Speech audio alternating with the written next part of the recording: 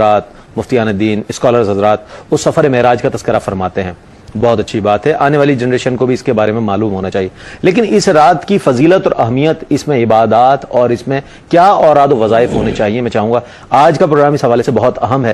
سننے والے سنیں گے تو یقیناً اپنے معمولات میں سے شامل کریں گے.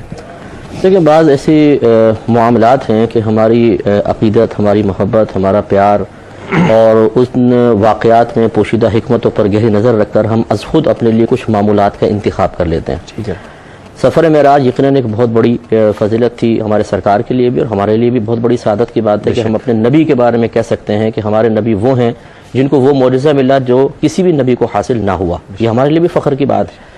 لیکن اس معراج جو جس رات میں ہوا، اس رات کے حوالے سے ایسا نہیں ہے کہ قرآن و حدیث نے کوئی فضیلت بیان کر کے باقاعدہ عبادات کا تعین کیا ہو. اس لیے میں نے تمہیدی کلمات میں عرض کیا کہ ہماری اپنی عقیدت بعض اوقات ہمیں کہتی ہے دیگر قرائن پر نگاہ رکھتے ہوئے، جیسے نبی کریم صلی اللہ علیہ وسلم جب مدینہ منورہ تشریف لائے تو یہودیوں کو 10 محرم الحرام کا روزہ رکھتے ہوئے پایا.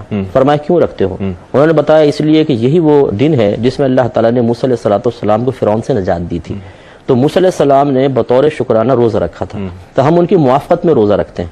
تو رحمت کونین صلی اللہ علیہ وسلم نے، اب دیکھیں ہم ان کی موافقت میں روزہ رکھتے ہیں، کہا تو نہیں گیا نا کہ روزہ رکھ لو، محبت میں رکھ رہے ہیں. سرکار نے اس چیز کو کی تحسین گویا کہ فرمائی. یہ نہیں فرمایا کہ جب تمہیں حکم نہیں تو کیوں کر رہو، بلکہ نبی کریم صلی اللہ علیہ وسلم نے صحابہ کرام سے فرمایا کہ ہم بھی پھر 10 محرم الحرام کا روزہ رکھیں گے، کیونکہ موسیٰ علیہ السلام کی موافقت اختیار کرنے کے سلسلے میں ہم یہود سے زیادہ موسیٰ علیہ السلام سے قریب ہیں. کیا کہنا سبحان صحابہ کرام نے عرض کیا صلی اللہ علیہ وسلم، وہ چونکہ یہود کی عادت جانتے تھے کہ اگر ہم یہ کریں گے تو تانے دیں گے، دیکھا نا ہماری چیز اختیار کر لی نا، نیا دین لائیں، چیز ہماری اختیار کر رہے ہیں، تو یا رسول اللہ یہ تو یہود سے مشابہت ہو جائے گی. سرکار نے ارشاد فرمایا تو پھر ایک روزہ پہلے یا بعد کا ملا لو.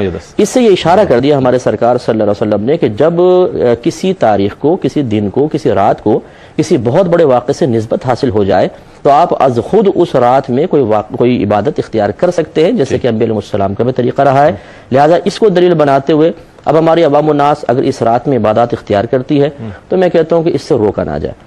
یہ روکنا خلاف حکمت ہے. آپ دیکھیے لوگ ویسی نمازوں کے قریب نہیں آ رہے، ویسے روزوں کے قریب نہیں آ رہے، دین کے قریب نہیں آ رہے. کسی طریقے سے تو آئیں. ہاں یہ ضرور ہے کہ ہم اس کو ایک رسم نہ بنا لیں خالی، بلکہ اس سے فائدہ حاصل کریں، لوگوں کو جمع کریں. صرف سفر معراج ایک واقعے کے طور پہ ہی ذکر نہ کریں، بلکہ یہ بھی بتائیں کہ اس میں 5 نمازیں فرض ہوئی ہیں.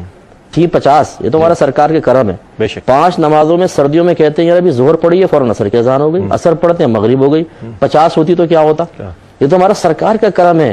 لیکن البخاری کی روایت اللہ تعالیٰ نے ارشاد فرمایا کہ حبیب آپ پر 50 نمازیں فرض کی تھیں، آپ کی وجہ سے 5 کی، لیکن آپ کی جب امت یہ 5 ادا کرے گی تو ثواب 50 کا ہی عطا کرے گی. تو ہم یہ بھی مطلب ہم جب سمجھائیں گے، کیونکہ لوگوں کا رجحان ہوتا ہے ایسے راتوں میں عبادات کا بن چکا ہے، تو اس کو روکا نہ جائے، انہیں آئے. تو اس میں اب وہ ہر چیز اختیار کر سکتے ہیں جو شریعت کی مرضی کے موافق ہو، اللہ تبارک و تعالیٰ کی رضا کے حصول کا ذریعہ بنے، قرب کا ذریعہ بنے. نوافل اختیار کریں، جن کے پاس اوپر قضا نمازیں باقی ہیں وہ قضا نمازیں ادا کریں، علماء کی مجالس اور محافل اٹینڈ کریں. اس کے علاوہ کھانے وغیرہ پکا کر غریبوں کو کھلانا چاہیں، ان کی امداد کرنا چاہیں تو بہت اچھی چیزیں، ان چیزوں کو اختیار کریں.